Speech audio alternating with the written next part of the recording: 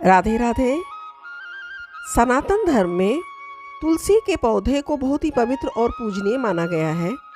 कार्तिक मास में आने वाली एकादशी, जिसे देवउठनी और प्रबोधनी एकादशी के नाम से भी जाना जाता है, इस विशेष दिन पर तुलसी का महत्व और भी बढ़ जाता है, क्योंकि अगले दिन यानी द्वादशी तिथि पर तुलसी जी का शालिग्राम के साथ विवाह कराया जाता है।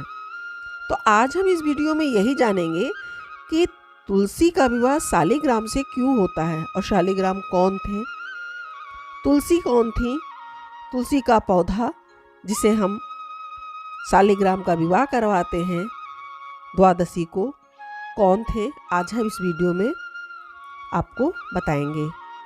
चलिए वीडियो को शुरू करते हैं।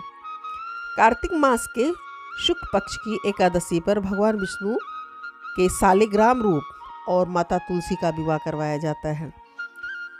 तुलसी एक पौधा है और ये पूर्व जन्म में एक लड़की थी जिसका नाम वृंदा था। राक्षस कुल में जन्मी ये बच्ची बचपन से ही भगवान विष्णु की भक्त थी।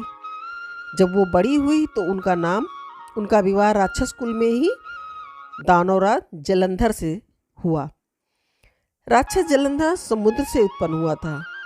वृंदा बड़ी ही पतिव्रता स्त्री थी, सदा ही अपने पति की सेवा किया करती थी। एक बार देवताओं और दानवों में युद्ध हुआ। जब जलंधर युद्ध पर जाने लगा तो वृंदा ने कहा, स्वामी आप युद्ध पर जा रहे हैं, आप जब तक युद्ध में रहेंगे मैं पूजा में बैठकर आपकी जीत के लिए अनुष्ठान करूंगी। जब तक आप नहीं लौट आते मैं अपना संकल्प नहीं छोड़ूंगी।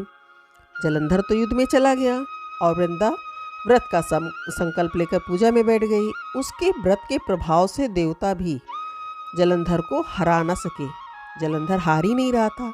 सारे देवता जब हारने लगे, विष्णु के पास गए और उनसे प्रार्थना की। सभी देवताओं ने मिलकर भगवान से प्रार्थना की। तब भगवान बोले, वृंदा मेरी परम भक्त है, मैं उससे छल नहीं कर सकता। इस पर देवता बोले कि भगवान दूसरा कोई उपाय हो तो बताएं, लेकिन हमारी मदद जरूर करें। इस पर भगवान विष्णु ने जलंधर का रूप धरा और वृंदा के महल में पहुंच गए। वृंदा ने जैसे ही अपने पति को देखा तो वो तुरंत पूजा में से उठ गई और उनके चरण को छू लिया। इधर वृंदा का संकल्प टूटा और उधर युद्ध में देवताओं ने जलंधर को मार दिया और उसका सिर काटकर अलग कर दिया। जलंधर का कटा हुआ सिर जब महल में आ गिरा तो वृंदा ने आश्चर्य से भगवान की ओर देखा, जिन्होंने जलंधर का रूप धरकर सामने उसके खड़े थे। इस पर भगवान विष्णु अपने रूप में आ गए और कुछ न बोल सके। वृंदा ने कुपित होकर भगवान को श्राप दे दिया कि वे पत्थर के हो जाएं। इसके चलते भगवान तुरंत ही पत्थर के हो गए। अब सभी देवताओं में हाहाकार मच गया। देवताओं की प्रार्थना के बाद वृंदा ने अपना श्राप तो वापस ले लिया। इसके बाद वो अपने पति का सिर लेकर सती हो गई।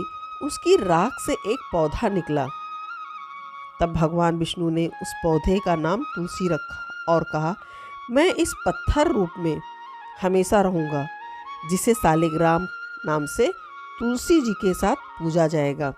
इतना ही नहीं, उन्होंने कहा कि किसी भी शुभ कार्य में बिना तुलसी जी के भोग के पहले कुछ भी स्वीकार नहीं करूँगा। तभी से तुलसी जी की पूजा होने लगी। कार्तिक मास में तुलसी का विवाह शालिग्राम के साथ इसीलिए किया जाता है। साथ ही देव उठावनी एकादशी के दिन इसे तुलसी विवाह के रूप में भी मनाया जाता है। धन्यवाद।